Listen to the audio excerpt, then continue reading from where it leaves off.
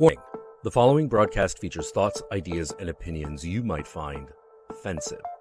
If you're easily angered, insulted, hurt, provoked, outraged, or annoyed, the following may offend you. The views expressed in this show are solely those of the individuals providing them and do not reflect the opinions of YouTube or Google.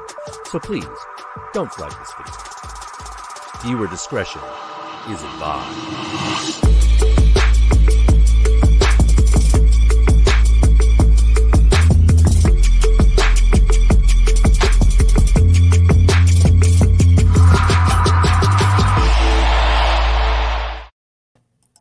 Hey guys! Welcome back to Does This Offend You? Hey! I'm gonna read the comments. Hello! Hi, Mariel, hi, Gavin, hi. Hey Rob, hi. Hey Jack. Robert, hi. Hey Tana, Banana. I love your name. So satisfying to say. Yeah, it is. I love names like that. Hi guys, welcome back to Does This Offend You, episode 49. Wow, 50 is our next one? That's crazy. 50 is our next one. Hey. I feel like there's always milestones. Like every single week is a different weird milestone. That's right. Oh, really? I don't know what anniversary that is, but this is episode 50 technically with the lost episode. Oh wait, is the lost episode we skipped an episode or we forget now? So this might be 48. Anyway, sorry. Yeah, numbers. It's hard. I don't know. Who knows? If anyone can find that damn lost episode, we'd really appreciate it so we can know where we are. If any of you guys are here for the first time to Does This Offend You? This is just a show where we kind of like deep dive, dissect, get into the nitty gritty of usually two films with topics that may be controversial or offensive. We're usually not offended by most things. That's not what it's for. It's just a clever title. And we're going to spoil everything. So if you haven't seen either of these and you want to, without spoilers, just come back later and watch it after the fact. Mm-hmm. Please do. Yeah. And do we have trigger warnings for this one? Probably. I feel like we have to for like every episode. Yeah, like, well, that's the whole point of it, to right? Try and incorporate that because because I mean we got an 80s slasher, which I mean a lot of the humor in those movies we'll get into hasn't aged well, so stuff for that, and especially for they/them, considering the setting of it, I feel like that could be a trigger warning. So definitely trigger warnings abound for like all of our episodes pretty much, just because of the topics we're talking about, not because we're doing anything bad. Yeah, exactly. I just saw your horror bestie. You have linked us in perfectly with something we want to do at the start of the show. Did you see the comment? This is the perfect comment. And also shout out to Megan and Tana. I don't know if you've left. Oh, and Jessie. Hey, Jessie. Thank you, Megan. So, I guess before we get into it, I have answers. I have hog in a boat answers, people. Yay! So I totally forgot about this, and I haven't really spoken about it because I was in the middle of sickness, old Rona. And I got this email back from the director after the last episode, and I literally was so tripped out because I was like in a fever dream reading about the hog, what it actually meant. And the emails I tried to read it when we were doing the intro before, and oh my gosh, it's a very confusing email. So no wonder I was having problems with it. It's all basically in one paragraph, but it's quite long, but we'll try and get through it. So I did email Cody Duckworth, who is the director of, oh my God, what is the film called? Harbinger? How do you say it? Yeah, that was right. Harbinger. Okay, Harbinger. Right. I said, I asked him what's the significance of the hog on the boat. And second, what was the reason behind the cat and rock scene? So in short, I'll give you a little bit of what he said, but in short, he said that the decisions regarding the script, I recall a lot of imagery was derived from personal experiences of his growing up in a Texas hill country. I don't know what Texas hill is. That like a common term? I don't know what that means. Like a hilly Texas country. That means nothing to me. So he said that the cat and the rock scene, and this is a very strange thing to admit, the cat and the rock scene was something that I used to do with my cousins when we were little. I don't know if I would ever, I mean, I wouldn't do that, but I don't know if I'd ever admit to throwing rocks at cats and putting that into a movie years later. I think that was a bit, and I don't understand that because the reason I asked is if people remember the movie, the cats throw rocks back. So I wasn't really questioning why the rocks were being thrown because I get it, they were kids that was being silly. But why did he didn't really understand, I guess, what I was asking. Okay. He said that the film became sort of a potpourri of half-baked images that in earlier renditions of the script were more tethered to the narrative. And yeah, very confusing. So in the space where Mira enters her dreams was supposed to represent the interior of the barn, and Kitty, her yet to be born brother, I forgot about that barn, a personification of the unknown evil, in this case, cats. So I don't think I do have answers for you. I take it all back. Like, this is directly from his wording. Anyway, it's a lot of back and forth surrealism chat, but then he says that that basically the hog was a similar thing. The hog floating down the river on a boat was a warning of the poison in the water. Still don't understand why it was a hog. Maybe like greed, maybe like piggish greed. I don't know, but it was like a full-on warthog with tusks. So yeah. I guess maybe that he didn't want to be that on the nose. He said that as it is in the film, it remains an interesting image, but yet again untethered to the narrative in a substantial way, leaning more into surrealism than metaphor for something other than what it presented itself to be. For me, this is a lot of saying a lot of things without saying anything. Yeah, that's what I'm getting. No wonder I thought, oh man, I was probably like in the thick of it, because when I got sick, I got really sick, and I was like, maybe I was in the thick of it, and now I understand why I'm like literally in bed, like trying to read this, and no idea. No wonder I didn't understand what was going on. I was like, I'll fix that later when my brain is back. Oh my God, I thought I was just having, like the brain fog, but this is amazing. A weird. But this is the best part. He says, I have difficulty figuring out my choices now, as opposed to what I was conflating in my mind at the time when I thought it made more sense. Perhaps it did, though I have myself forgotten what it was. How'd you manage to see the film?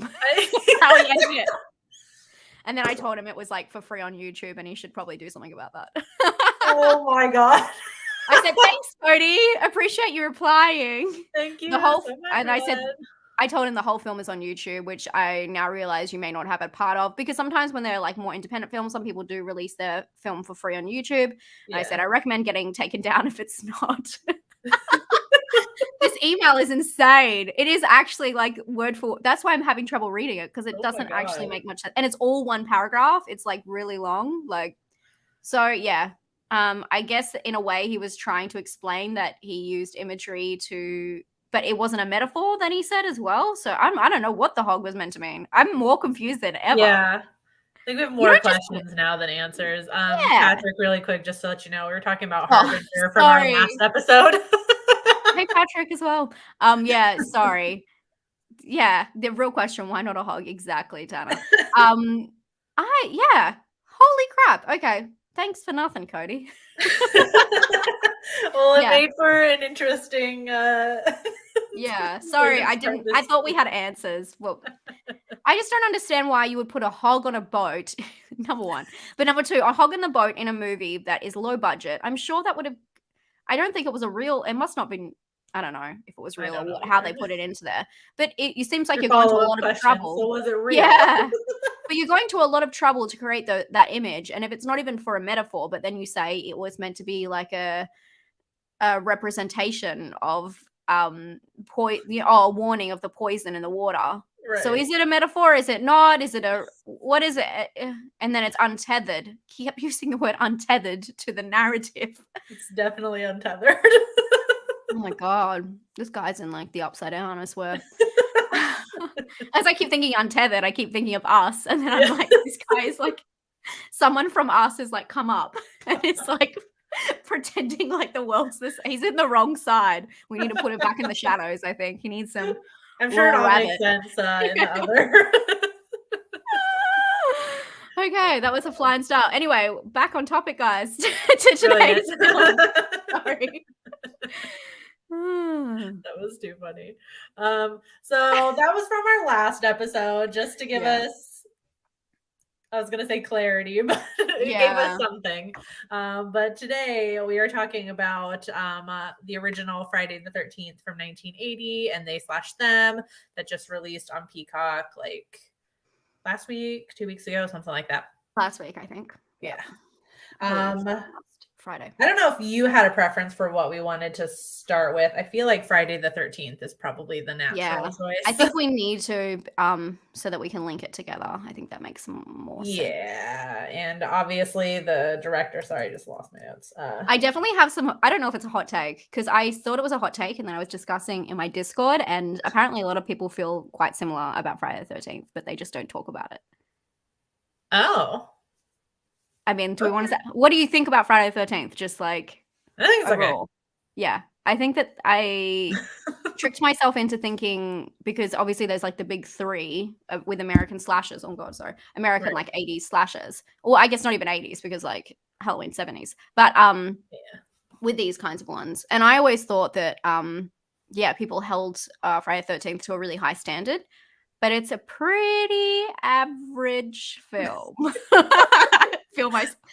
Until the last 20 minutes. I think the last 20 minutes are like amazing, but like the rest, like nothing really. I'm like, yeah, I can't wait to see Kevin Bacon on his first, in his first like slasher, because we're doing this whole thing where he's returning to camp.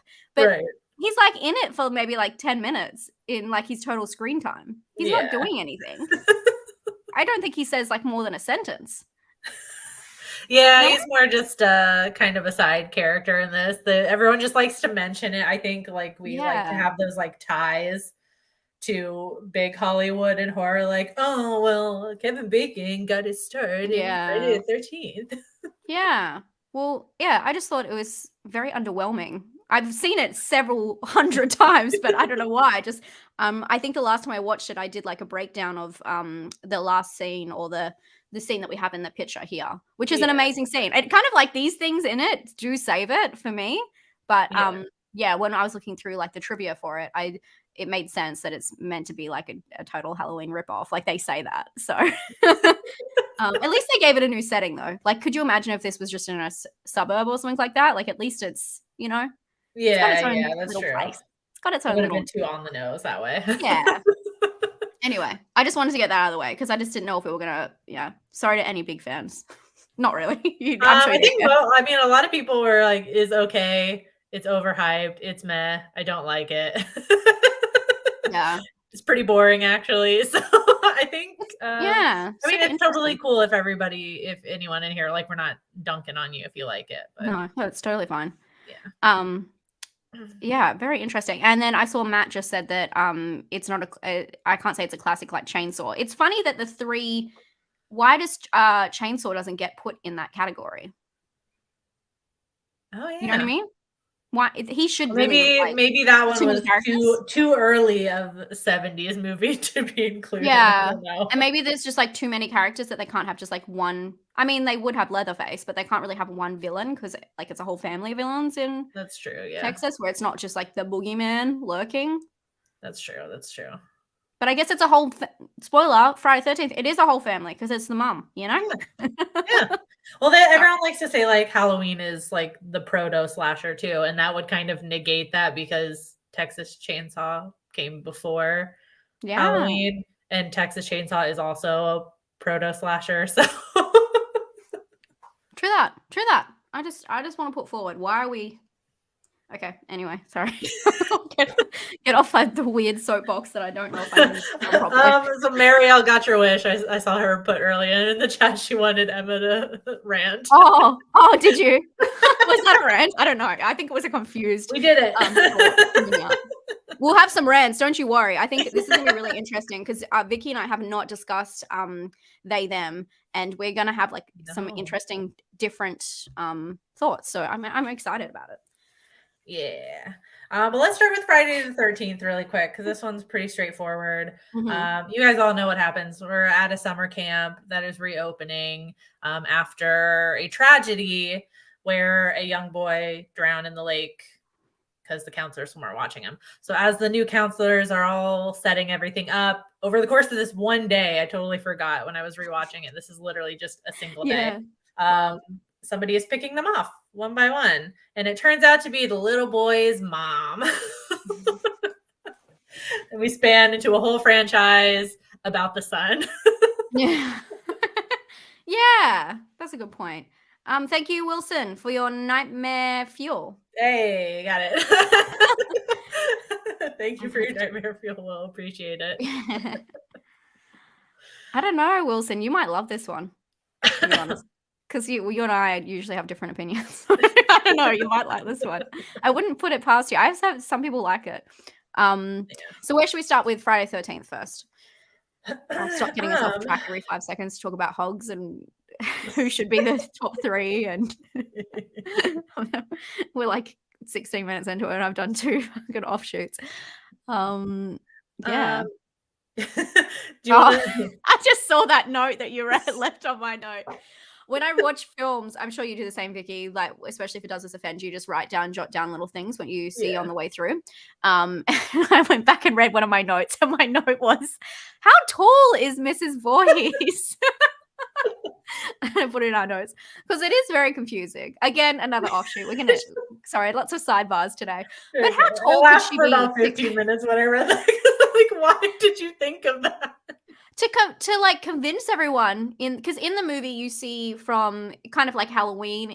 I mean, no, actually Halloween you don't see too. Oh yeah, no, you do sometimes. Sorry, can I have a concise thought? You see it from the point of view. So when you notice you're looking down at a lot of people during the kills, and I was like, how tall is she? To confuse her when she puts a mask on. How tall do you have to, he's a big guy. Well, oh yeah. Oh no, you're right. The mask doesn't come until the other one. I've been fooled. I've been Mandela affected by the franchise, which actually is, part of I have that in my writing as well. But yeah, no, that's a good point. But she is tall. Just a question. Yeah. No one cares. Everyone's like, yeah, cool. Welcome, Anthony. Here, us like just talking to each other. 5'6". I'm 5 foot. She has to be real tall. She has to be at least 6 foot, I reckon. Anyway, sorry, that's done with my notes. Anyway, Vicky, yours. Okay, I was gonna see if you wanted to start with the legal stuff, but I can start. Oh no, we can start the legal stuff if you want me to continue to talk. I thought that was an interesting thing that I didn't know the full detail. Yeah, me either. I've heard a lot of people talk about it, and there's been a lot of like fan films made about Friday the 13th, but there hasn't been an official one since I want to say 2009. I saw. I think you are correct. Yes, the one. Yeah. Yeah, I don't even know what that was. What do you know what the film was? Sorry. You're right. It was just called Friday the 13th, and it was 2009. Huh? Maybe I didn't see it. It had Jared Padalecki in it. Oh, okay. No, I don't think I've seen it though. Oh my god, no? Wilson, you don't have to keep getting your body every time you say something. Thank you. Thank you for your nightmare fuel. Also, as far as Friday the 13th, Jason's father is a character in the comics. I don't even know there were comics. Like his son, he's not likable. I don't think he's not likable. Wait, his son is killing people out here. We mean the son's likable now? I'm confused. I didn't think Jason was likable. I don't know anything about. Has he said a word? I mean, unless you ask slasher reviews. Yeah. Yeah. That's what I thought about too. Yeah. Sorry, Dylan. Yeah, so if people didn't know, there's like this huge controversial, well, perhaps what I think is one of the most controversial things about this film is the copyright battle over the film. So the franchise's intellectual property has been tangled up in copyright dispute for years. On one side is the producer, who's Sean S. Cunningham, and who directed the 1980s film. And then the other is Victor Miller, the screenwriter. Tell me if I do any of this wrong. Anyone in the chat, that's totally fine. I don't know too much about this franchise. The screenwriter who wrote the first Friday the 13th movie and sought to regain control of his script after the copyright on it expired. But thanks to the citing of an obscure law, Miller was able to win the first court battle, which is where the problems began, because while the franchise has become known for the menacing presence of the murderer Jason Voorhees, the character was not introduced in the current form until the third film. So it must be really hard for them to go back and forth over who owns the rights to this franchise when Jason wasn't even introduced until the third film, which Miller did not write. So Miller did not write the third film. So he owns Friday the 13th kind of title, I guess, in a way, but he does not own Jason. So and those two things go together. So that's the problem. But then I saw, this is so funny because anyone who knows me in the chat, the producer I'm talking about here is Roy Lee, which is so fucking weird. So as of a few days ago, there's been movement in the case where a producer, Roy Lee, let slip in a conversation with Bloody Disgusting's The Boo Crew podcast that there may be some work to revive this series. He kind of let slip that something was going to happen and you would see Jason again soon. When they say that, though, they're meaning a couple of years. So, but it has been hinted at that something has come from that. Whether they should just change the name if they want to consider keep going. I don't know. Right. Yeah. I need to do I really ever want to do a rewatch of this whole franchise? We'll see. But, and I don't know if it's worth reviving or if the films are so like mid anyway and there are some good ones and some bad ones, maybe it is worth that and like really focusing on something substantial in the series and holding on to that. I don't know. Wilson out here changing the narrative. I was letting you finish your thought, but thank you so much, Lauren, for your nightmare fuel. Changing the narrative. I didn't because of the thank you so much. That's really thank you. Love you, Lauren. That is funny. So I thought that was very interesting. So we'll see what happens with that. It's just like as we've started talking about Friday the 13th, it's so messy. And it was just going to be so funny when we tie in they, them, because it's kind of messy in the same way. Like it just is unfocused. You know what I mean? So it should be interesting. I thought that was interesting though, because I was like, I guess, it does make a lot of sense because we link Friday the 13th with the Jason mask, but you're right, that doesn't come into play until the third one. So the legal battle alone with that sounds like a nightmare. Yeah. And I'm sure there's other franchises that have become turned into something else throughout it, but maybe just not in the same way that this film did. Right. Because you're 100% right. You just think of the hockey mask. So I was like, she's got to be walking around with a hockey mask, but she wasn't. She was, and of course she wasn't, because when the victims see her, they say, "Oh, what are you doing here?" Which is like the fun part of it, because you're like, it's like a character that's not intimidating when they go up to them. Probably has a knife, but machete or something. Right. She's still cool. She's just a 6 foot tall lady, she's not intimidating. With a machete walking around. So talking to herself as well.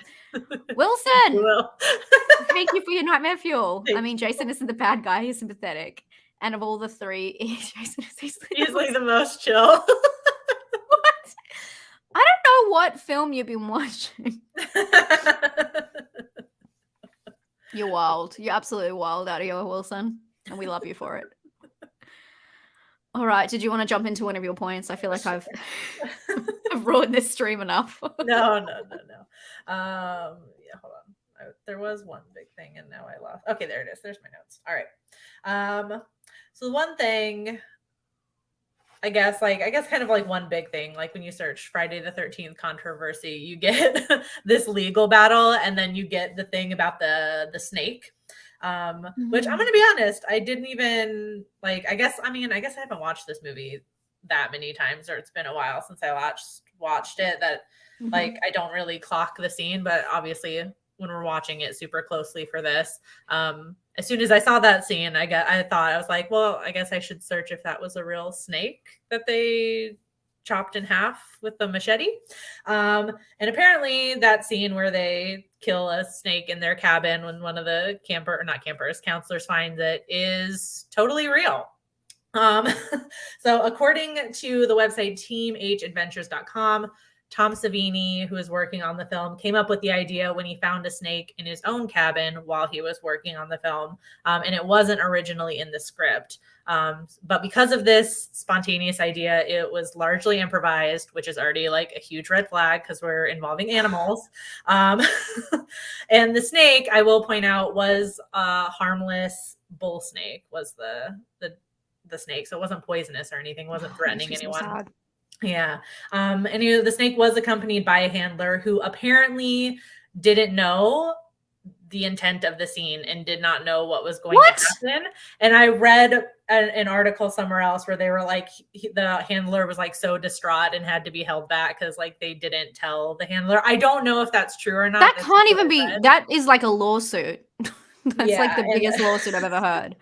And just to add insult to injury, I don't know when these started coming into play, like exactly what year, but there were no animal welfare organizations to supervise this either. So, yep, they totally just killed a harmless snake for a change. Like I don't know how that could even be real because like I think it was in the 70s when all of the when the animal laws came into effect in films. Sorry, we should say thank you so much, Matt. Thank you, Matt. Thank you. Really appreciate it. Thank you. Yeah. Sorry, just getting into and this is going to be interesting once we go into they them because obviously there's some animal cruelty in that, but people don't even think about it. And I think even Wilson said before, animal cruelty, not going to do it. But Friday 13th, that sounds even worse. And I know I see Megan said no snakes. As an Australian, if you ever like, that's the most fucked up thing. And if I even saw a venomous snake, that's so fucked. You don't kill wildlife at all. You just don't do it. And there's people to call, there's things to do. That's so weird. I'm like ready to sue them now. I don't like snakes either, but I love snakes. It wasn't even like maybe like 2 or 3 months ago, one got caught in our patio and oh my God. You just call somebody up and it's not a big deal. They come and get the snake out and it's all good.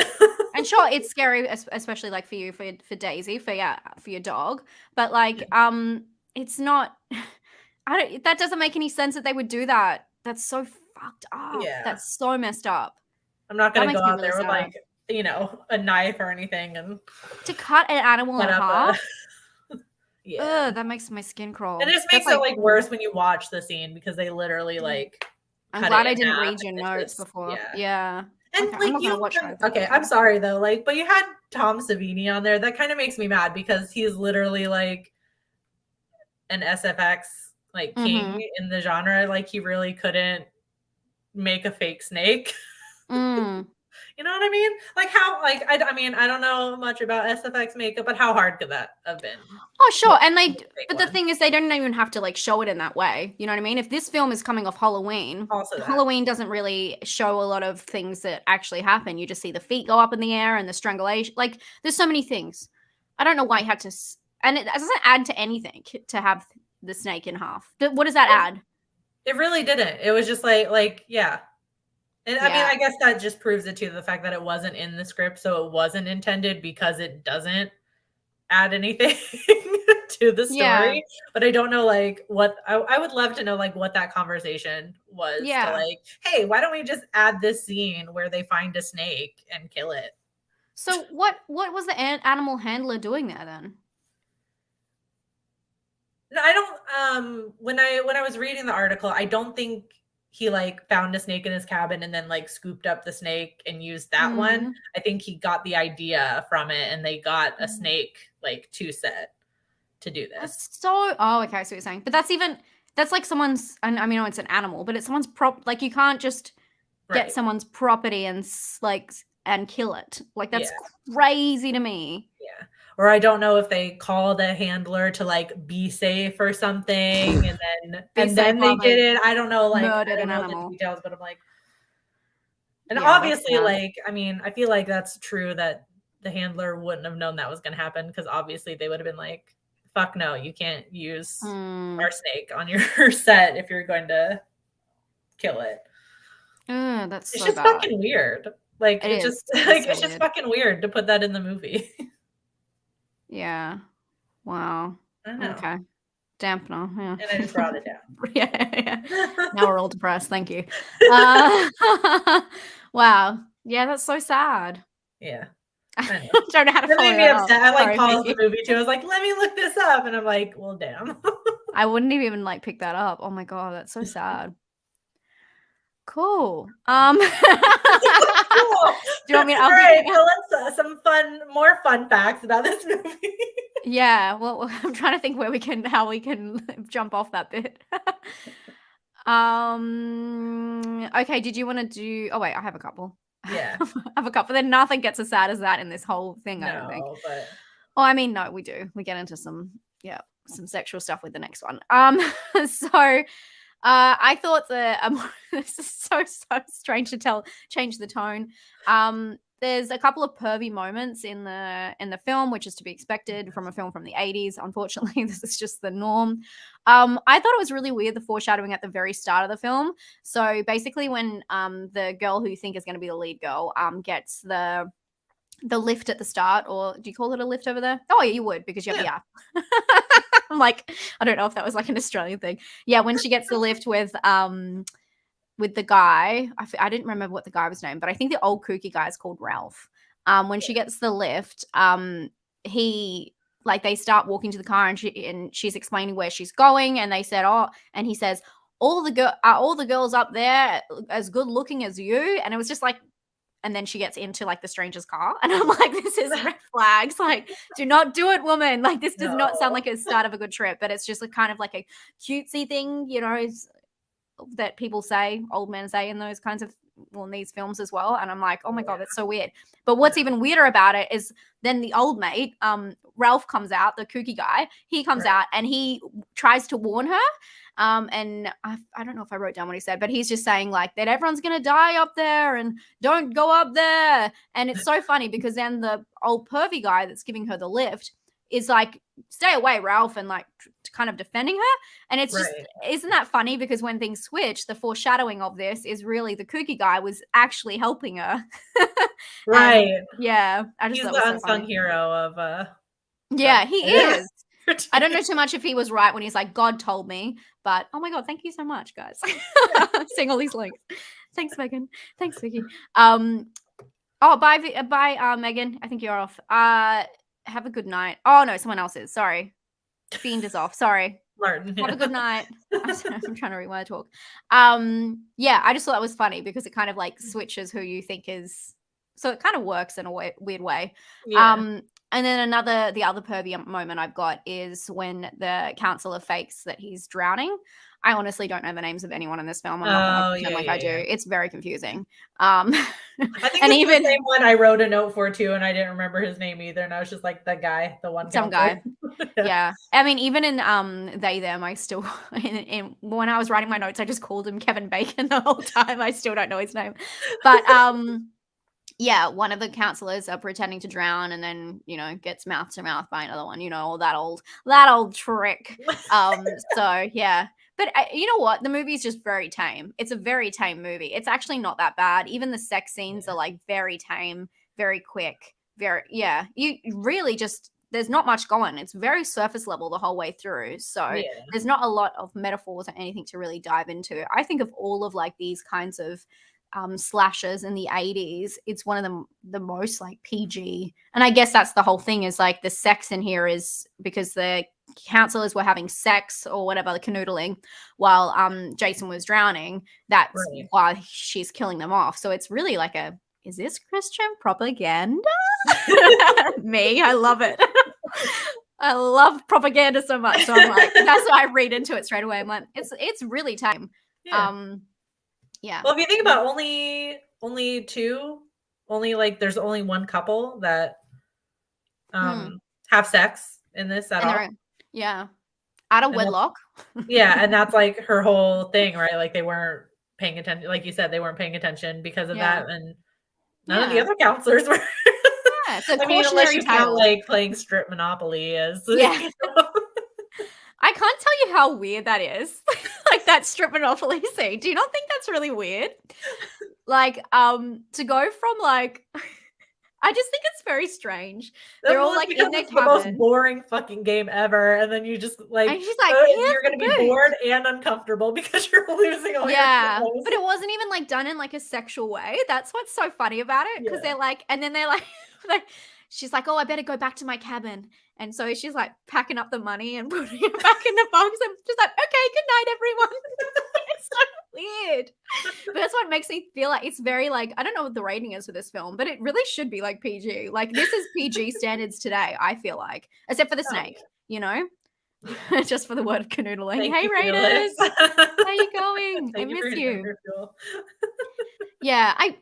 I just think like in modern slashers, bodies, which isn't out here, so I haven't seen it, so don't worry. But like I know that that's like a slasher in a house, and it's just so funny to think about the generation differences between that film and like, do you know what I mean? Yeah. So like it's just it would never obviously never happen today, but I think that it's a very strange, like no one has chemistry in this film. It's all and I guess there's no real relationships and anything put to the forefront. As I said, it's all very surface level. So I just there's something so funny about being like, let's get wild and play strip Monopoly, and then they're like packing up the game and like sorting it out at the end. It's so funny to me. It's realism, you know. They're showing everything. This is real life, people. Yeah. If you play strip Monopoly, you got to put all the pieces away. Yeah, for sure. I think that's so funny. But yeah, that's all I had on it. The only other things I had were just again like it's an 80s movie, so there's stuff that's it's tasteless and it's stuff that not nobody, but largely people weren't calling out at the time, but just stuff like the indigenous of course. stereotypes. You have the one counselor who I'm pretty sure is the same one that was faking the drowning. Like when the cop shows up, he's like running around in a feather headdress, which is so random. Again, just like why the fuck is that there? Like because they're at a camp? I don't get it. It's kind of the same in the way, I mean, it's not the same, but it's kind of the same oddness that the Monopoly has, that it's like they're trying to show that they're like fun and kooky and wild and free in a weird way, but they're not even explaining it. But it's like not relatable. No, it's not. And I'm like, did like the director give him the headdress and say like, oh, just run around and pretend like you're like what? Like I just don't, how would that even come into it? Just here, put this on your head and act like a dickhead for like 10 minutes while we shoot this scene. For no reason. Like he could have been doing something else that would have actually like had something to do with the camp. I don't know. Like I don't know. Megan, thank you for your nightmare fuel. Everyone's proving like you don't have to do a super chat to ask a question. I appreciate it. We did do a Twitter poll for tonight. I couldn't come up with a good question to ask that wouldn't have been an obvious answer, and we were just maybe spitballing ways to we're trying to think of a way that makes it a little bit more interactive for you guys. Whether we do, so if anyone here watching has any ideas, we thought that like the Twitter poll's fun, but it gets to a point where sometimes with the films, it's hard to just say which one is more offensive. Yeah. So we're trying to think of like a fun way to like wrap up the show at the end and do something fun with it. So if you guys have any ideas, I was trying to think of like, is anonymous questions a good thing? Maybe ask something anonymously about the films that you would be like, I don't know, not shamed, but shy to ask. I'm trying to think of a way. So if you guys ever have any questions about that. But yeah, no poll. I'm sure that Megan was just looking for the poll. That's probably you're fine. I appreciate you, Megan. Yeah. Just to answer your question in case anybody else was wondering. But yeah. But yeah, that's that on that. Very straightforward, kind of. Yeah, I'm very underwhelmed. Heavy things, but kind of straightforward. Yeah, I think so. So they slash them. We have, oh my God, I had so many notes. I just had to stop writing stuff. Yeah, you can tell like both of our notes for this. It's like Friday the 13th, this much. They slash them, this much. Exactly. Get ready. Once again, just because this is a newer film, just a reminder, because I know some people have been saying they've been jumping in here. Spoiler alert for they slash them. We're gonna talk about everything. So just warning. Yeah. So this is another camp slasher movie. We'll get into that, I'm sure. About a group of teenagers that have been sent to an LGBTQ plus conversion camp, obviously to endure traumatic, abusive, pseudo psychological bullshit from the counselors. Meanwhile, at about like 30 minutes to the end, masked killer starts picking off the counselors 20 minutes, one by one. It felt wow. disingenuous to say like meanwhile as if it's happening throughout the whole movie. Yeah. And that's like the best gist of it. It's like part like a kind of like dark drama about conversion camp, and then at the end it's like, oh yeah, I'm a slasher movie. And that's kind of like the tone of this. I don't know where you want to start with this one because we both have a lot of yeah, I don't know. I do want to say something at the very start because I don't want to I know myself. You guys already know how much I go off topic. And I do need to say something because I find it really hard sometimes with when we're talking about certain films when I take notes to find what's actually offensive and then what my opinion is, because sometimes I just dive into, well, this doesn't work because of this, and I'm like, wait, but that's not what we're actually doing on this show. This show is not about like just us reviewing the film. Right. I did want to say, like, the thing about this film is it is hard to speak on its offensive nature because it's really the plot point. It's the point of the film. The point of the film is it's like, as you said, it's conversion camp. So of course everything that they do is deemed offensive. So usually in these kinds of situations when there's homophobic language used or anything like that in films, we talk about that. But because it's like actually part of what's driving the plot along for this film, it's kind of hard because it's to build the atmosphere of like the movie. Yeah. So I just want to say that this is going to be like a little bit different because although we're going to probably talk about things that could be deemed offensive, they're meant to be offensive. So it's a hard one. It's a really hard film to, it's just very murky to express what is offensive and what is just part of the story. And if that makes it offensive, you know? So this one's a little bit different. Well said. Well said. Was it? It is. I still don't know where else we want to dive into this one. Yeah, that's a good point. Oh, well, do you want me to do? I can just start if you want. Sure, if you have something you want to start with. Not really, but yeah. Oh wait, no. Why don't you just start with your anti-violence slasher because we're probably gonna say that anyway. Yeah. So one of my big things I just found interesting. I don't know that this is necessarily like offensive, but it's just like a little weird for the movie, and maybe it has to do with, actually, no, I'm not going to say that. I'll get into it. So as I was talking about, towards the end of the movie part is when like the slasher part comes into play, when this like masked killer starts picking off the counselors one by one, and pretty much all of the kills, with the exception of the like creepy groundskeeper guy, which is like a little bit earlier on in the movie, are so quick. I know. That one you actually like kind of see a death. I was gonna put that in there, how like it was almost offensive that they just put like creepy dolls in his room.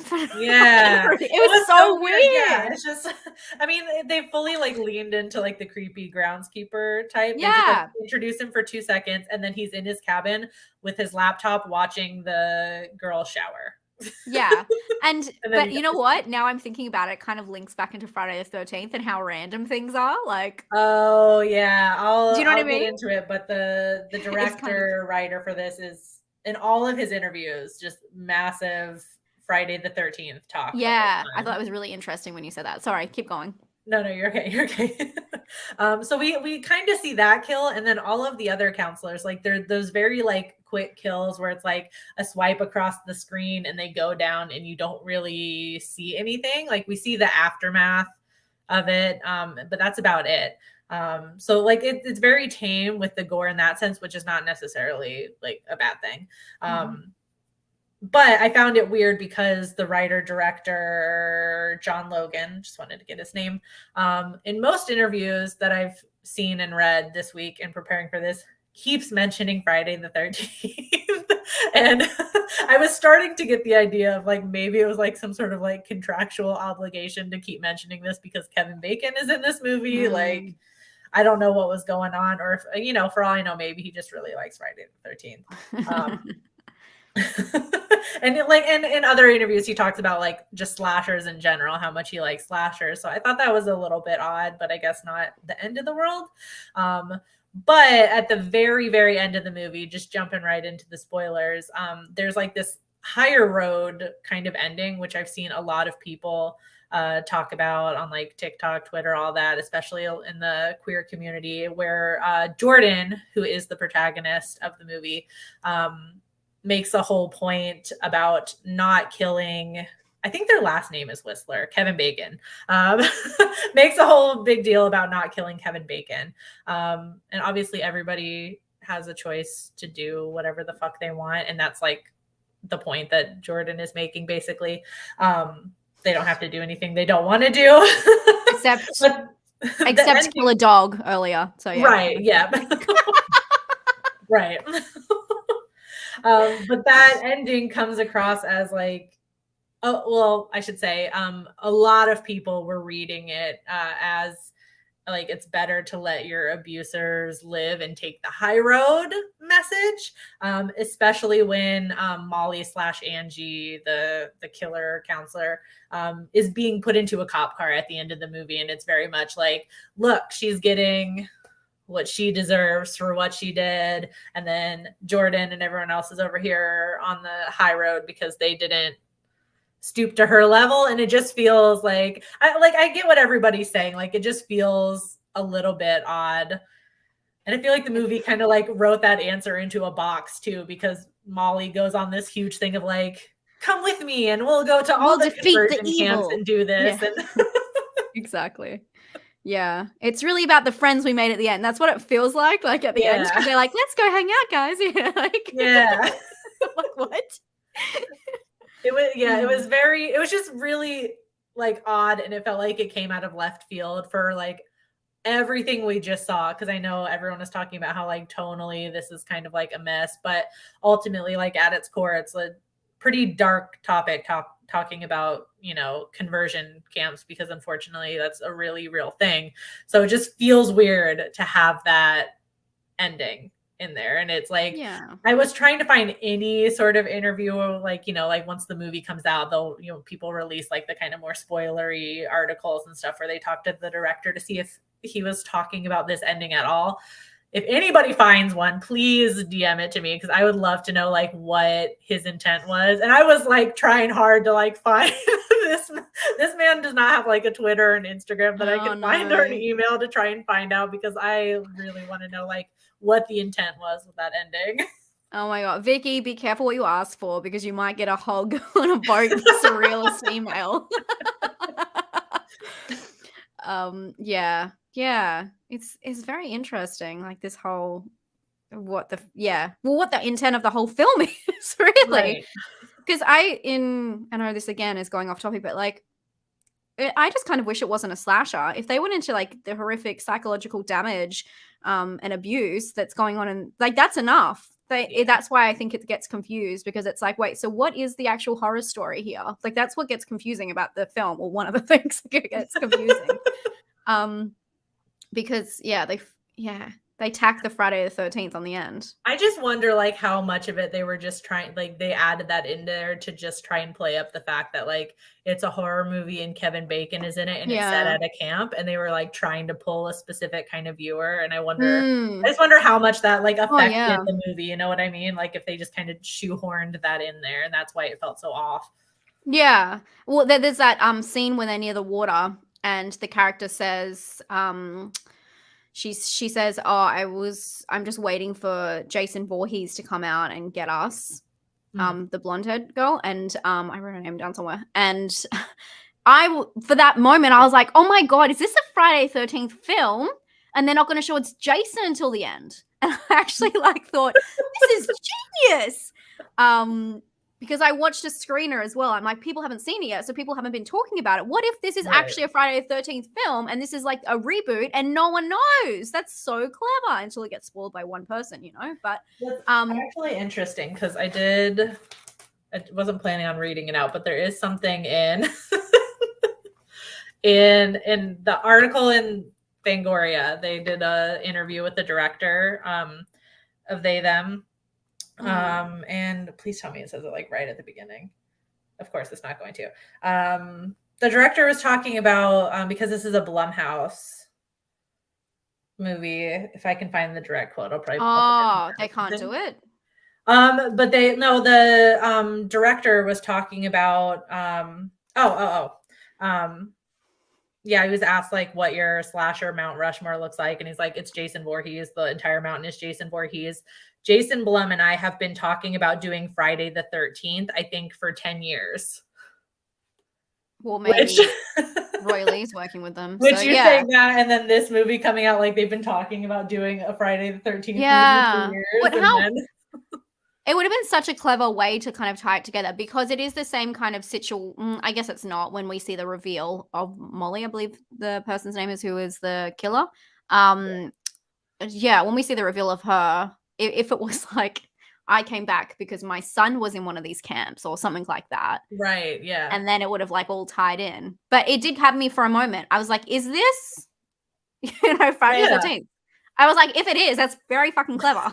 Because then it's like, like the sign drops and then there's the, a different sign behind Camp Crystal Lake and you realize it's a cover up for a new camp. It's actually quite clever. God. But anyway, we can't. They should have just hired us to do this movie. Yeah, exactly. We got a couple of ones from Wilson. Thank you, Wilson. Friday the 13th earned its R rating, they, them. That's so weird. TVMA. For the use of pink? I don't think the Pink song has his MA or anything, to be honest. I mean, I think there's like, I think they say fuck in the song, but that's... Yeah, psychological. I 100% agree. Or, I mean, either or, but just go full in with one or the other. Yes. Oh, gosh, there's just so much. Interesting, Anthony. That's an interesting theory. Was this a trial run for Friday, assuming they get the rights? Well, they kind of fucked it up now. Yeah, that's true. Yeah, I don't know. I mean, since we're talking about, oh God, it's all so heavy, guys. It's all so heavy. Okay, I'm gonna jump in because we just talked about the non-horror to tonal issues, treatment of the camp. Everyone take a deep breath. I'm like, oh my God. Because I haven't even okay. This is one of the issues that I never got over in the film, but this is an example of one of the tonal issues in the film, which is again, like I said, this is going to is this offensive? Is it or is it a criticism of the film itself? Right. So the film is, as we've already talked about, criticized for being a non-horror horror, which I hate that, and I'm not in that camp. I don't like, people saying this is an horror film because, I mean, the intent was there, obviously. Right, yeah. But I guess the scares and the conciseness of the slasher was not there. But one of the most confusing parts for me is the fact that they represent trans characters, and then they had Alexandra in the shower. I hate that scene. So Alexandra gets up in the morning and she sneaks into the shower, and then it took me a second to understand what actually happened in that scene. I don't know if you were the same, but I didn't clock onto when the camp counselor, because they're acting creepy the whole time, the counselors comes and looks at her in the shower. It took me a second to realize what she had seen. I was like, what? Get out of her fucking shower door, you psycho. So that's a reveal because when they have their therapy talk at the start, Alexandra says that she's a lesbian and that's why she's there. And then it's revealed, but that she's there because she's trans. There's so many weird things that I don't understand about this. And again, this is a lot deeper, and please correct me if I'm wrong in any of this, but like I'm sure people probably feel very similar. And there's a lot to it. So basically, they say that, well, Kevin Bacon said, I'm going to refer to him as Kevin Bacon. Kevin Bacon says that it was okay for Jordan, who is trans non-binary, to go to the male dorm because Jordan was upfront with the way they represented themselves. But Alexandra was not upfront with being trans, so she should go to the male dorm. What the fuck? Because she wasn't upfront about that. But and then at the start, Kevin Bacon goes through this whole thing about, where did I write it? Maybe I wrote it in my notes. One of the first things that come out of Kevin Bacon's mouth is, "Gay people are A-okay with me." Like, literally, that is the quote. So how can you say that and then say, I mean, we're talking about queer people as well. We're not talking about specifically gay people, but and which is another issue we'll get to.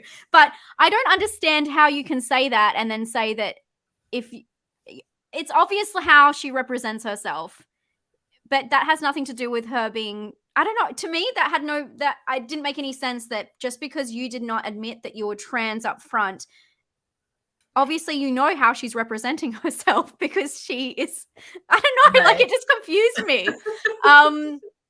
Anyway, so and then there's like the question of, surely there's a check-in system with this. So if people are forcing these people to go to conversion camps, their family, surely they're written down on a piece of paper, like why they're sending them there. So I don't understand how there could have been any confusion. Like, I just don't understand that. And I don't understand how that's a reveal. And okay, given all that, and if you're on board with all that, and that makes sense because it's such a bad place and there's, protocols, out the window. What actually killed me about this part isn't, it is all that. And then it's horrendous to see Alexandra have to go to the boys' cabin and have to dress and present themselves like a boy, whatever the fuck that means. So fucking weird. But Jordan is okay to wear Alexandra's dress because it's okay because Jordan was up front. It's so stupid. But then the next moment, they play tug of war and they're all laughing together. And that is what got me, because this is establishing. This is at the very start of the film where we're thinking, okay, what's the horror going to be in this? Is it going to be this horrific stuff that is happening to these people and someone's going to go postal because of like everything that's happening to them? Like, we don't know. And so at that start, I was like, oh my God, this is like traumatizing. Like, this is everything that you hear about that is just completely, I can't even imagine. And they're all standing in a row and they're making them like change what they're wearing. And then all of a sudden they're all laughing and playing tug of war. And I'm like, wait, you've just like put all this trauma out there and shown this really horrific situation that Kevin Bacon did to these people. Again, this is where we get murky with the film is trying to be offensive. And then they're all okay with it and playing tug of war. And like, why do they not play on that and like explain that and make it like this big build up? But it just seems like they just got over it, and that was just something. I don't know. Do you understand what I'm saying? I don't know. No. I get what you're saying. Yeah, it is so fucking weird. It is so strange. Unfortunately, there's a lot of things like you just mentioned. Like, they could have gone into like a deeper discussion. Like, I know Tana just mentioned that's true. Yeah, even in the queer community, people treat trans people terribly. Unfortunately, that's the thing that happens. Like, there could have been, there's something I'll get into at some point too. Like, there were so many like opportunities to have like a nuanced discussion about stuff in the queer community that just gets like, it just happens so quickly. Like what you were just describing, and then like we're immediately like cut to another scene where you don't have time to like digest what just happened. So it comes off as like super duper shallow. Yeah. Super and shallow. Weird. Oh, we want to represent this in a film. And of course, as well, we should say we have trans actors in these parts, in these roles. So it makes me feel even worse because like seeing them, there's so much emotion put behind some of these scenes and how like they break down about, being confused about like where they should go. Because a lot of people, it's weird, but in this film, there are some people who want to change They are still holding on to weird hope. I don't know how to say this in a straightforward way, that they can change for their family and all this kind of stuff. So you're seeing like this tug of war between them inside as well, which comes across really well because a lot of these characters have dealt with this as as human beings. They have dealt with it before, and you can really like in those parts I'm like, man, this film has so much to offer, but then they just take it away by like doing this tug of war montage. I'm like, what? Like literally this person has literally just been hate crimed and then there's like tug of war. Like that could have been the whole film, is about what happened to this girl just in this one situation. Like that was so horrific. That's worse than any Carrie scene with fucking period blood, tampons, plug it up. Like that has nothing on this. Yet it was wild to me, Yeah. So I hope that made sense. Sorry, guys. It does. No, it definitely makes sense. It definitely makes sense. And I know where do you go from here? I know. I just want to mention too, because Patrick mentioned in the chat, I guess, knows the writer, executive producer, who's Patrick, a trans man. The director also is an openly gay man. It's not, but I mean, it's, there's stuff that goes on in movies too. I don't know like what happened between like creation of the script and creation of the movie. Studios can get in the way of stuff. So we're not like editing, it seems like. Yeah. Like, but I will say like, we can, we're still going to dissect it and this is our own interpretation. I would love to know their intent for this movie. I really would, but it's like, we're going to interpret it, as viewers are always going to interpret it one way too. And I think that's also valid. Oh yeah, and I think that's what I'm saying. I think that the heart was definitely in the right place with some of the actors and the way they portray like those scenes, but then it just doesn't come together. I feel like there's 700 thoughts in this film and none of them are completed. And funny, Megan just said, I wasn't planning on watching this, but I think I may have to now to get the full understanding. I trust me, you'll be even more confused. Like we're giving you a concise thought about this. It's way more even confusing when you watch it. So good luck. Yeah. I guess jumping off of that, I can get into the counselors, because it's kind of like a similar thing where it's like could have been a really interesting discussion, but it just happened so quickly that there's no time for it. Like I just feel like it's a huge missed opportunity. So many huge like missed opportunities in the movie. Maybe if they just like focused on like one thing.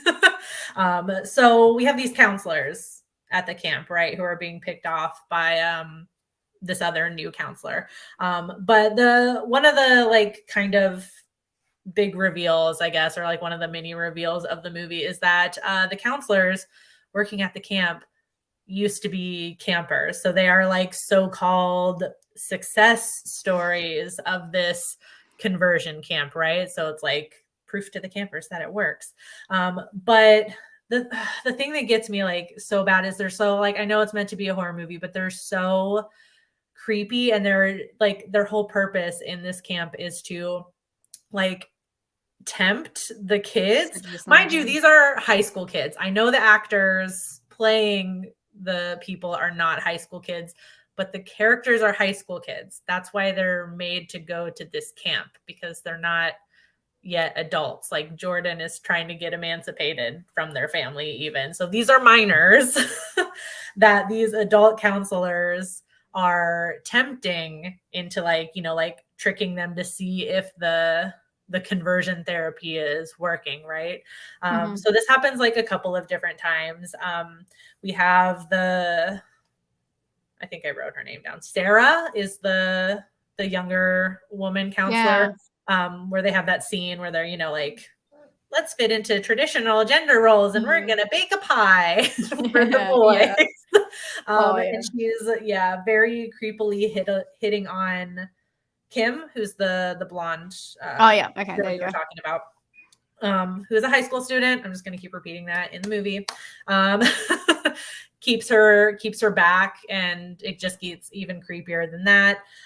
We have Gabriel, whose age is not confirmed, but I'm going to assume he's a little bit older because he's working with the camp, and he's like sent in there as like a plant. So he's like posing as a camper who also comes onto another camper who is a Mhm. high schooler, to again like test them.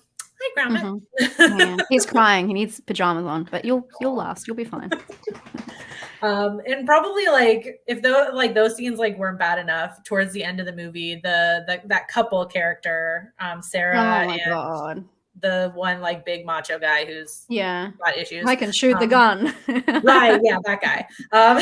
They are in bed together, and they're being there for sexy times, and you realize they have all of the phones of the campers around them, and they're picking out pictures of these minors to get turned on to so they can have sex. And it just like perpetuates. It's so weird. Yeah, it just they've like stolen their perpetuates phones and they're like going through their own. It's so weird. Yeah, like picking out ones to get them turned on. But it perpetuates this horrible stereotype that LGBTQ people are pedophiles and child predators, which is horrible. And I feel like that part, like all of that was like so not needed. It's such a harmful stereotype, and we could have had a more nuanced, like interesting discussion about the fact that we have this couple who is now working for the camp that they went to, and they're so deep in this like conversion therapy that they both are in this relationship, and they recognize that they're both still gay, like as proved by they need pictures of the same sex to get them turned on. Like, why did it have to be children? You know what I mean? Like, you could have conveyed this message and them just been looking at other pictures on the internet.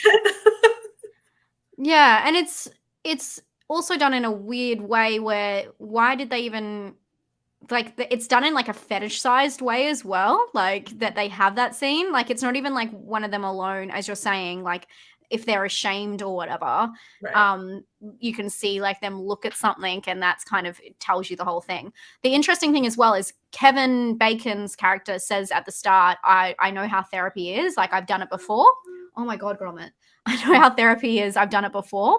Yeah. And that kind of gave me the hint that he was in it too, because like, I just don't understand why he would have said that either. So yeah, I think everyone has been through it, which is very strange. They just like stay on. But that would have been such a much more interesting discussion, because that's another thing that is present with, within the LGBTQ plus community. There's people that, have such deep ingrained, like whether it be like religious trauma or trauma from conversion therapy, that they are forcing themselves to like live in a way that doesn't align with who they are. And that would have been a much more interesting discussion, because this couple is very clearly aware of that with each other and still partaking. They make it like a fun game, which is what is weird about it. Like, and then it just has to be with the kids' pictures, which is just fucking disgusting. I know. And it's like selfies they've taken on their own phones. It's just weird. Thank you, Liam.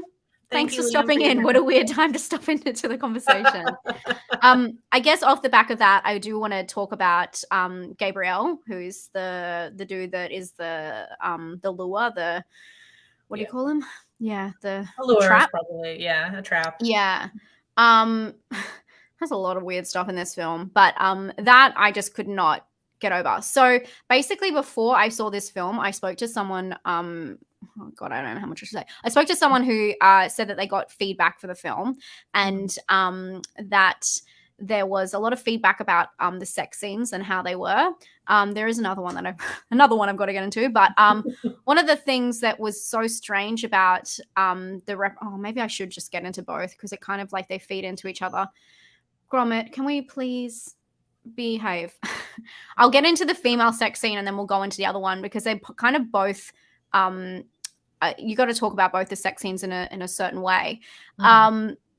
So Veronica, who I believe is bi, but I believe she goes by she, her. So correct me if I'm wrong, but I believe that that's why she's there. She's bi. Yeah, I don't remember if she says her pronouns, but you're right. Yeah, she says she's bisexual. I know. So there was feedback about the movie. Oh my God, Grandma, you're pulling my earphone out. There was feedback about the movie and the sex scenes, which I was warned about. And I don't know how you feel, Vicky, about this one, but the girl-on-girl sex scene was very aggressive. And maybe it's just coming off the back of as well, watching Friday the 13th and how different it was. But stay with me until the end of this one. because I was talking to this person who was gave me some information about the film, and they said that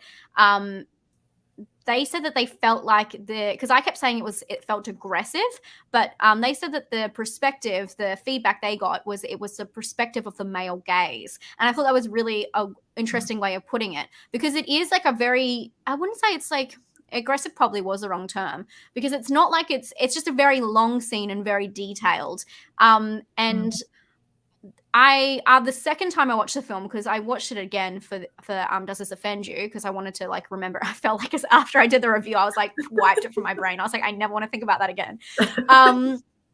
But it was only on the second time I watched it. I don't know if I changed my opinion about this, because I realized that the sex scene might be more for representation. So because there is, again, this is why I want to talk about this one first. There is a male on male and female on female sex scene. I was like, maybe this is there because this is not what you normally see, especially in a horror movie. And it's not shown in the same level of detail. It's not showing how heterosexual sex is usually displayed in films, but because this film is based on Friday the 13th, we have to, it's still not shown in the same level of detail in Friday the 13th. But then it made me think, goes deeper, but then it made me think about how in Friday the 13th they were killing off people because they were having sex. So then it doesn't actually make sense why they show the sex scenes and then nothing actually happens to, I guess, does Gabrielle die? I can't remember what happens to Gabrielle, I'm sure. Yes. But nothing bad really. Like the whole thing is meant to be like have sex and die, but maybe that's the point of this, is that they have sex and they don't die, and it's meant to be opposite of Friday the 13th. And I don't know if I'm like trying to make excuses for this film that they're trying to represent. I do maybe think that they were trying to represent like homosexual sex. That sounds so weird to say. Homosexual sex. That sounds so old school saying that.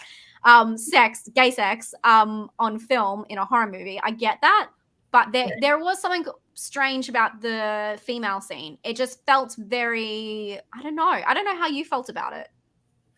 I feel like when it comes to like sapphic scenes, like, women on women, feminine presenting people, I feel like there's inherently, I think it's just like ingrained in us because of the male gaze that lesbianism or just any sapphic sort of relationship is so fetishized. And I feel like it's sometimes hard, like when we see it happening, like it's almost kind of like instantaneous, where we feel like it's exploitative in some way because it's so common. I mean, I feel like I did, like when I was watching the scene, I didn't feel super strongly one way or the other about it. Just for me, like I didn't feel like I felt like it was long, like the scene itself was long, but I feel like they cut away to like super wide shots enough, and it didn't feel gross to me, but at the same time, it was just, I was kind of just like, I didn't really understand why it was there, I guess, except maybe for representation. And I know in a bunch of interviews, because I was really trying to scour these interviews for any sort of meaning,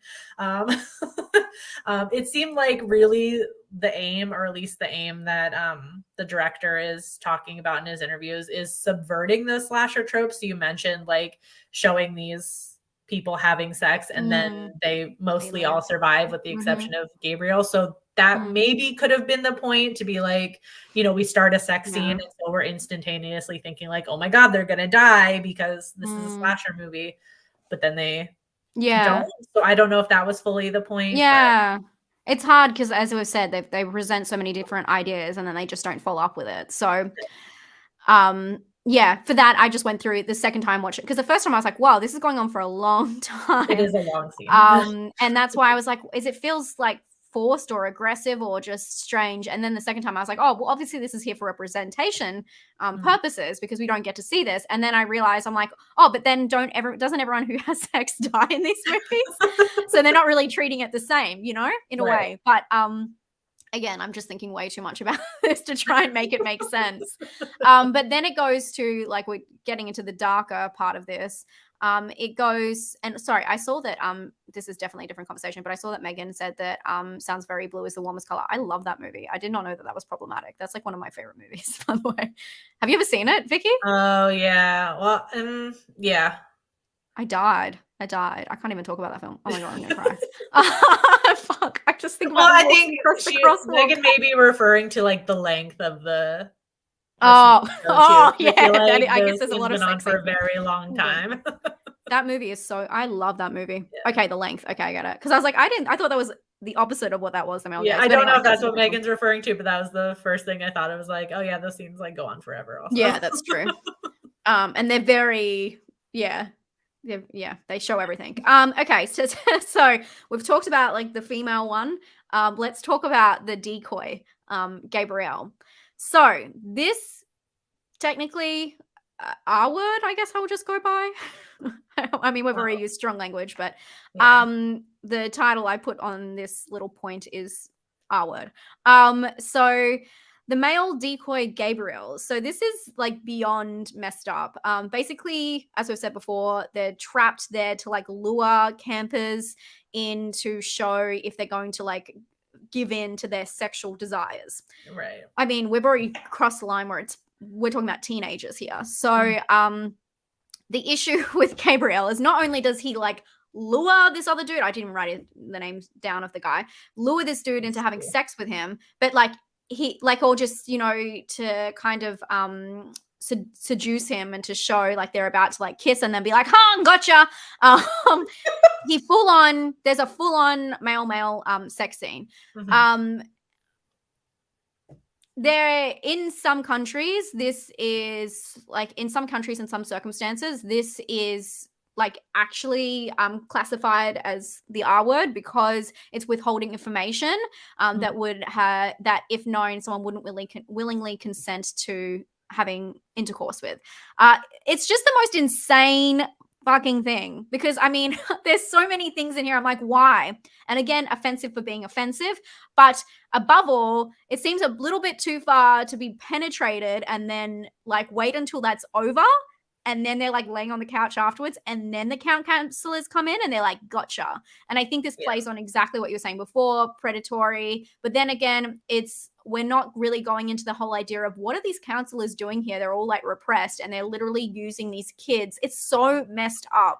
Yep. Again, this is what I said at the start. It goes through like they're trying to be offensive for the sake of being offensive. So is it really, it's not like something we can pick out like, oh, they killed a snake. It's like it's something that's offensive intentionally. But I just don't understand by like doing that and then being like, that's a gotcha moment. Like we made you guys have sex with each other. Gotcha. But you're the one who's going to be punished now through like shock therapy while Gabrielle's going to go have like 2 cookies from the cookie jar, literally. So... you know, she says to him like, just 1, don't have 2, and then he has 2. He's like what the fuck? I'm sorry, what is that even meant to mean? Gotcha. Like it's so messed up.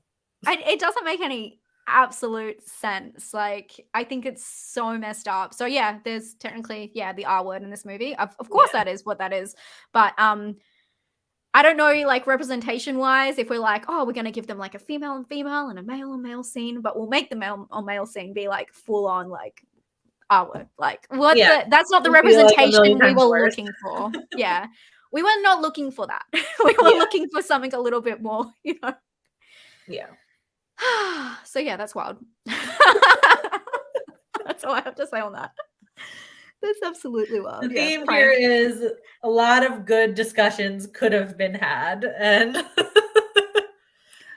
we chose to just present like the thesis statement and then move on to another scene.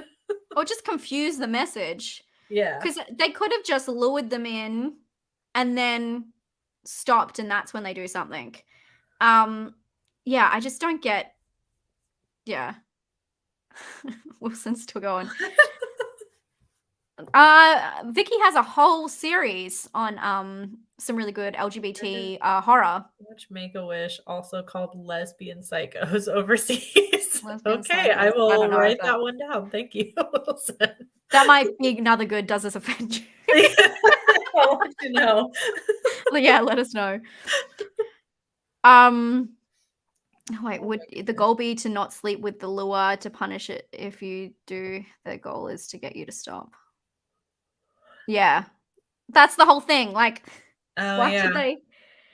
The goal would be. I guess so, because Kim, doesn't give in to what's her face's creepy advances, and then so she's not taken to the shock therapy room. But I think his name is Stu. I wrote it down. I hope that's right, and I didn't just make up a name for this character. Does give in, and that's why. Yeah. I don't know. I don't know. Well, we don't know what would have happened if it was the other way around. Yeah. I do have a point on that. I'll just get this over and done with. Yeah, I'm sorry, I've taken. But just because we're talking about the cherry pie scene, Right. and we've kind of touched on it already, but gender roles, another thing that doesn't make sense about this film, in my opinion. But let me know, and I know that we have like lots of queer folk here too, so let me know what you guys think as well. Again, this kind of borders on the problems with the counselors, who we already know, dum-dums, stupid, annoying, confused people as well at that, because obviously we've seen a lot of that. I wrote dum-dums in my point. But the pie scene. So imagine having sex with someone to prove a point that they need therapy. So Kim, the blonde girl, knows it's a trap.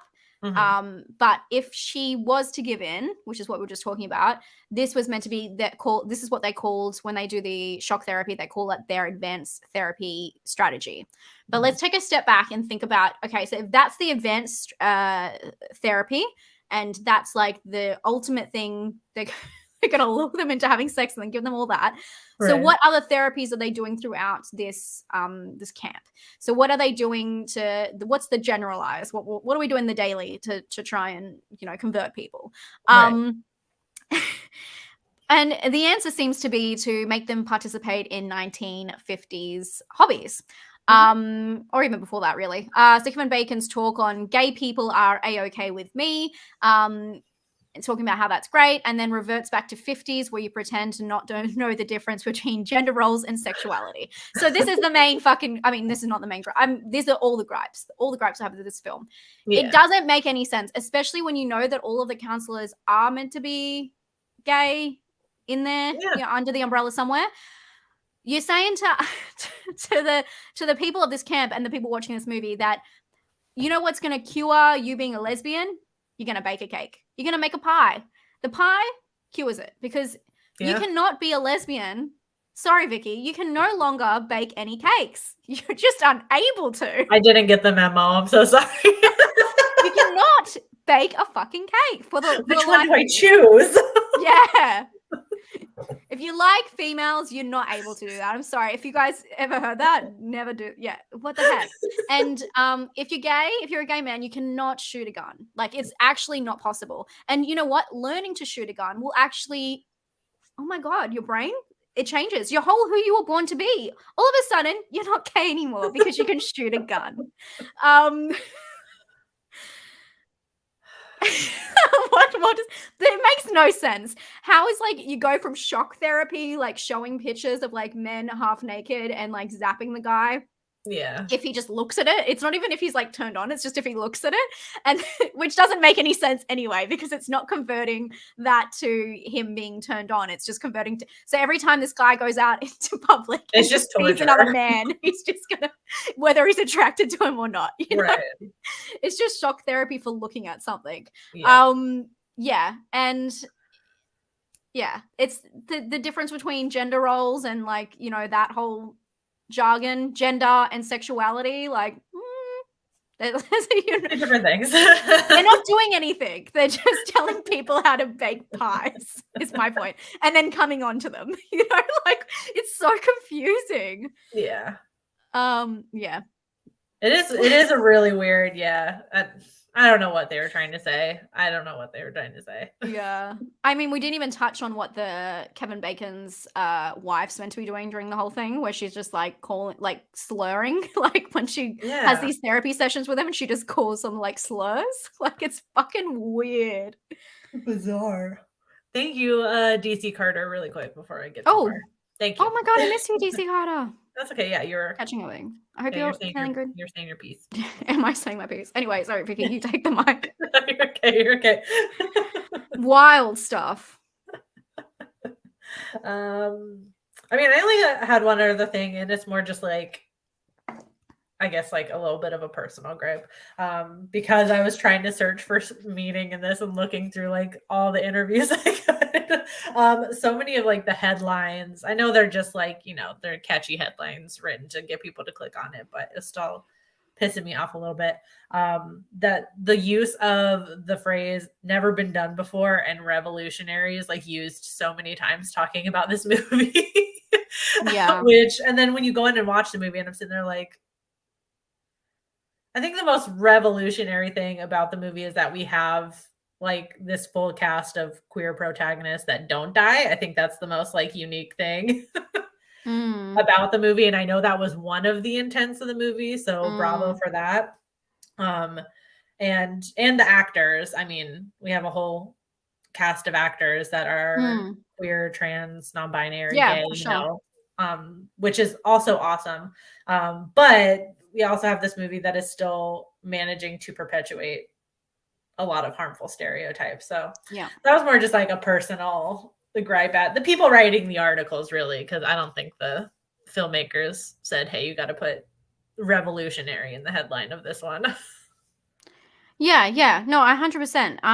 And I had a few people in my comments being like, oh, you know, it sucks that this wasn't good because it was like one of the only films. And I'm like, go watch Vicky's channel. You have like a whole series on talking about, you know, the metaphors and everything in a lot of films that are queer. Yeah. Yeah. And I get the hype because we want to see people that are openly queer in movies, because a lot of, you know, a lot of the videos I do is reading subtext, because you know, the further back you go, that's all you have for queer representation in movies. So I get a lot of people were excited about it because of the title. I mean, the title, it's a great title for it is, and they fucking it sucks because I wish that they used it for better, but and I do get that. My issue is like I had so many people saying, oh, is this gonna be like, can't wait for Sleepaway Camp 2 or whatever, and I'm like, oh my god, like I thought of it the other way, where a lot of people kept saying, and I've seen people in the chat talk about But I'm a Cheerleader, like 2 films that have, you know, queer representation and talk about that stories and struggles, and then everyone's like, oh, but they're the same films. And I mean, I'm not that I don't even understand how people would compare it unless it's just a camp to Sleepaway Camp, because it's not the same fucking anything as that. And that's a completely different situation, and we've done a stream on that as well. But that's a complete different situation, because that's not even like a choice situation, like what happens to Angela in that film. And that's why I think that there's a lot of harm being done, because there is not enough representation, you're right, with people being out and it being, you know, at the forefront of it, that people start confusing, oh, well, this film's like that film, when they're nothing alike anyway, because there's so few stories to kind of pick at. And that's what I see what a lot of people saying, But I'm a Cheerleader. I'm like, I don't think this is not the same tone, not the same. Because it's conversion therapy, so it's equated, and one's like a and someone said comedy. Boy Erased, it's nothing like this. I did mention it in my review though, but I just said that there was some good actual conversion therapy, that if you went down the psychological, more drama horror side instead of bringing it into a slasher, that it would have been better. And I think that that's probably what we're saying about all of this, because all of the films that we point out that you know, But I'm a Cheerleader and things like that, that are interesting and well done, are very focused on the main character story, where this is I think that it just should have been like it shouldn't have been a slasher. It just gets so confusing. Yeah. Or at least integrated into the story. Kept it a little more simple, I think. I think they were very ambitious. They tried to do a lot of things. And oh my God, Ben, Saved is one of my favorite movies. I had it on VHS. I used to watch it. Have you seen it, Vicky? Yeah. It's so good. Roland with Macaulay Culkin. Oh my God, it was so good. But again, completely different to this, but such a good movie. Mandy Moore is so good in that. How funny, Mandy Moore from like A Walk to Remember to Saved. It's like polar opposite, like, oh my God, it's so funny to me. Yeah, I love especially Satan. especially all the religion and Yeah, that's what I'm Walk thinking. to Because like Remember. Walk to Remember That is makes it literally great. propaganda. Yep. Like, oh, it's so funny. Yes. And I guess like the last thing we have to add is we haven't even spoken about it, and I know why, but the dog death. Yep. We're so sick of it at this point. We're like, ugh. I Fucking knew it was gonna come. I knew at the start when they said this dog has cancer. I'm like, oh, this is their easy way of, and they give Jordan an out by making it so that this dog is already sick. So when, unfortunately, spoiler alert, when Jordan takes the gun and does that on behalf of their friend who is struggling to shoot the dog, which we would all do, has nothing to do with your gender or your sexuality. It has nothing to do with any of that. Yeah, it's kind of like an out. They're given an out because the dog was already sick, which it just make the dog a brutal killing or don't. Like I thought that was even more cheaper. Like why even put that in there if they were gonna like Jordan killed the dog, but it wasn't that bad because the dog was already sick. Like, well, they were already like getting you in an emotional state because you're like, oh, this dog, you know, just an old dog, and then it's meant to be like Jordan's stepping in because their friend can't do it, and their friend is not a good shot and is probably gonna cause more suffering if he misses, and so that's why Jordan. But don't kill the killer, kill the dog. Right. You know what I mean? Make choices. Jordan makes choices in this film. Yeah. That was the whole thing. You can't force anyone to make choices. That was Jordan's whole thing. Except for killing the dog. Yeah. It was I feel like the movie just like wrote these scenes into like a box to where there was no other way to go. But then like when you put them together, it doesn't make any sense. Because I guess separately, like maybe I could make a case for both. Like Jordan didn't want the dog to suffer, and that crazy guy was gonna like start wailing on it with a sledgehammer or something if they didn't shoot it. So Jordan opted for the quick death. But then when you get to the end, it doesn't make any sense anymore. No, it doesn't. Yeah. It doesn't make any sense. And I feel like that would be I almost feel like the film, like when they wrote it, I'm totally wrong, but when they wrote it, they just did a timeline like on a wall, and then everyone came in with their little post-its, which I have a post-it here, post-it saying little random things. Oh, yep. And then the dog dies and just puts it somewhere on the timeline. Oh my God, yeah. And they didn't talk to each other. And then they kind of did a story throughout, and they're like, masterpiece, Picasso. And then they're like, print, you know, because that's how it feels. Like there's just all of these like patchworks tied together. Oh my God. Wilson, why do you have to bring up Old Yeller? Old Yeller is such an American thing. That's not like a known thing here. I only know it because of hearing it from everyone talk about it.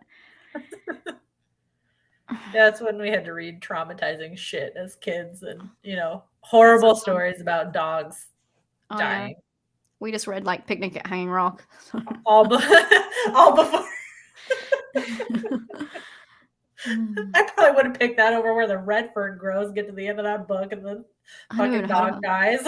Is that? Is that Old Yeller? No, it's another. It's similar. Oh, it's another dog die. It's another dog die. American Tale. I read that I was made to read it when I was like 8 years old for school. Oh my gosh! No, I didn't read any of that. It's a trilogy. What the heck? We're not okay. Thanks for the nightmare fuel, Wilson. It was oh, there we go. That's perfect. Your horror bestie. It was a group project, except no one met up. That's it. That's exactly it. I guess we didn't even say at the end of Friday the 13th if we found that offensive. I just thought of that. Yeah, I was thinking.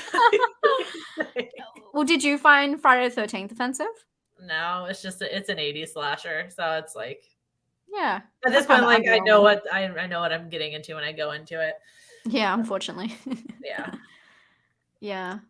And did you find? Well, yeah. No, I didn't find it offensive. I mean, yeah, you're right about the Native American headdress that threw me off. But I think that is the most offensive thing. Everything else is just weird and just random. Again, probably didn't meet up. Right. Or I feel like a lot of it was just done on the spot, which is, you know, can work out for some films like Texas Chainsaw, but cannot work out for other films. So yeah, it's kind of lightning in a bottle in that way. But it's kind of underwhelming, to be honest. So yeah, no, definitely was not offended by Friday the 13th. Not as offended as I thought I was going to be, to be honest. And well, I thought there was going to be more in there, like more weird, you know, sexist moments and things like that. And there's just not really much happens. Yeah. But with this one, I don't know if I'm just confused really more than anything. Yeah. I would say that there's definitely some offensive things. I did not like the sex scene with the Gabrielle thing. That was a little bit too far for me. Yeah. Yeah. That made no fucking sense for me. So yeah, a little bit by that, and kind of offended for the actors who like really worked hard on this. Like you can tell the actor who plays Jordan, I think that Jordan did so well, especially when the counselor, the Kevin Bacon's wife, went into Jordan's past and found that photo with Jordan and their family, and then tried to make it into them being confused. And I thought that that was like a really good representation of how people can get in someone's head and try and change their identity, and how Jordan went back and was reflecting on that. And that's when that song came up. And that's when the Pink came in. Everyone was hating on the Pink before on the chat. I actually liked that moment because I'm like such a sucker for those kinds of scenes. And then I remembered, I was like, da, da, da, da, and I'm like watching, and then I'm like, oh my God, this is a horror movie. Like I totally forgot. I snapped out of that moment. But I can't help it. I love that cheesiness because I do love like Lifetime movies and stuff. And yeah, and then I remembered what I was watching, and I was like, wait, wasn't Kevin Bacon in this? So yeah. So that part I thought was done really well. And my point was some of the actors, I think, really could have had something interesting to add to the story. And unfortunately, it kind of fell short. So if anything, I'm offended for them that they didn't get their full time to shine. And yeah. Yeah. Yeah. Yeah, I think I'm mostly just like more upset than anything because it's just so many like harmful stereotypes just were seemingly perpetuated. And so I'm a little bit disappointed. I would really like to know from the writer and the director like what was going on and what was the intent, because like legit it's a feeling of like disappointment. I'm just kind of like, really? I know like nobody in the, you know, not everyone in the LGBTQ plus community is perfect. So like, you know, you can be gay or queer and still make a bad movie. It's possible. It can happen. But yeah, I'm just more like disappointed. But if somebody were to, you know, say, you know what, I'm offended by this movie, I'd be like, that's fair. I feel like there's a lot of heavy stuff that they talked about and they didn't go into, and the lack of that is what makes it potentially offensive. It was like, it just felt like a lack of care to go into that discussion. Yeah. Some people said that they felt like the film was trying so hard not to be offensive that it became offensive. And I felt that in a weird way as well. In some of the scenes, like, because they just don't go full forced into any particular topic, that they kind of touch on things back and forth. Or like we said at the start with the trans character who gets like outed in the shower, they kind of do that and then they gloss over it to the next bit. Instead of like really going into like what happened and how that person felt about it and all that kind of stuff. So I can understand that, but it does feel like it's just, I think that they were being really trying to be not careful, but too many people had opinions on where the movie should go. And I really do think that it was probably like a clash with the studio, with different executive producers. I feel like it was a clash of a lot of voices, and that makes a lot of sense because there is a lot of things being said, but nothing being finished. So it does seem like there's a lot of clash back and forth with the editing and what's included and the different things they wanted to include in this story. I feel like they had such a good title and such a good idea, and because of that everyone probably got too excited and like just there was too many cooks in the kitchen kind of thing. That's what it feels like to me. I agree. I love that. Tanner just came, horrible show just popped up. Good timing. You didn't miss anything. Oh, chat exploded. Jason pop out of the water yet. Yep, already you missed it. Sorry. Yeah, I don't think we even touched on that, to be honest, but it is the best part of that film. Yeah. I mean, that part's not offensive or anything, really. I don't No, think so. it's great. He's still there. Oh my God. I get so confused. The movie should have ended with Kevin Bacon popping out of the water to get Jordan, who was on a boat. I thought that was almost going to say a hog on a boat. What if the hog came past in the background? It was a warning to everybody. Oh my God. That would have been so funny. Oh my goodness. Well, thank you guys for sticking around and for that discussion. I know it started off, a little bit fun with an 80s slasher, but we got into some Yeah, we went through topics. peaks and flows for sure.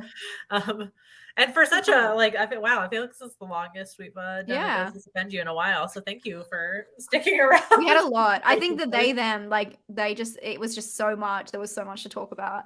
Yeah, that's true. We all came here to complain about it. Well, I hope we got a lot off the chest. And I feel I do feel a little bit better when we talk through our feelings, our thoughts on these, because it kind of puts it all into perspective. And yeah, very interesting. I don't feel like you and I had two different opinions. So, but it was interesting talking to you about all of this, Vicky. So yeah, I love it. Picked up on different things. Thank you guys for watching. Usual ending stuff. If you want to follow either of us, make sure you stay up to date on when the next Does This Offend You will be. Does This Offend You? It's late for Vicky. Will be. And what the movies are going to be. All of our social links are in the description. Emma's are down there. All the important ones, and obviously, subscribe to both of us because both of our channels are awesome. Like we make great content. You should just subscribe to us. It's free. It's free. Yeah, discount right now. We're doing it for free for the next couple of minutes. I know Emma just posted a review for what's it? It's Resurrection. Is that what Resurrection? It's Yeah, it's one of those films that at the end you're like, oh, that's why it's called this. So good luck with that. Yeah, it's wild. So enjoy. Right. And what do you got coming up? I just posted a review for the Andy Baker tape. Oh my God, I want to see that so bad. I'm gonna watch that today, and then I'm gonna watch your review. Sent out for a screener for it, and so I watched it and just put it up today. And yeah, I want to watch that. That's what I got going on. Playlist for Does This Offend You is in the description if anyone wants to try and go down and find the lost episode. I can't believe people rewatch them when we're not around. It's so I know. I'm like, I feel bad for you. Thank you. We're so proud of what we do. Yeah. I trust me. I like our show, but I just like when it's not live, it's like it's such a weird, different experience, I think, because we're so involved with the chat. The chat's such a big part of it. So that's true. Yeah. That's true.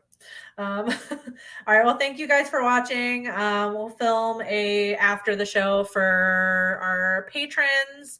And yeah, so we'll see you guys on our individual channels and in about a month for another Does This Offend You. Episode 50. Thanks, guys. Thanks, everyone, for coming. Good night. Bye, friends. Let's have a good day.